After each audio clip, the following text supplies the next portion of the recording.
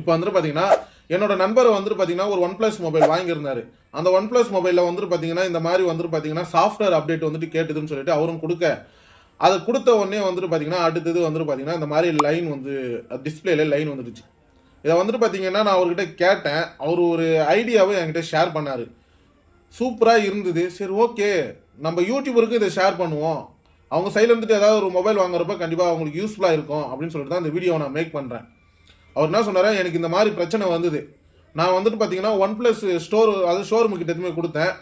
அவங்க வந்துட்டு பார்த்தீங்கன்னா ஃபஸ்ட்டு நம்மளுக்கு ஒரு இன்ஃபர்மேஷன் என்னன்னு பார்த்தீங்கன்னா, நீங்கள் ஷோரூமில் எங்கேயாவது மொபைல் வாங்கின பிறகு இந்த OnePlus மொபைலில் மட்டும் வந்துட்டு பார்த்தீங்கன்னா அப்டேட் கேட்குறன்ற பட்சத்தில் அந்த அப்டேட் கேட்குறப்ப வந்துட்டு பார்த்தீங்கன்னா நம்ம வந்துட்டு ஷோரூமுக்கு போகிற மாதிரி இருக்கும். ஃபஸ்ட்டு டைம் ஷோரூமுக்கு போயிட்டு நீங்கள் வந்துட்டு பார்த்தீங்கன்னா அந்த இடத்துல அக்ரிமெண்ட் போடுற மாதிரி இருக்கும். இதை தான் அவரும் சொன்னார். நானும் வந்துட்டு 4 வருஷத்துக்கு அக்ரிமெண்ட் முன்னாடியே போட்டுட்டேன்.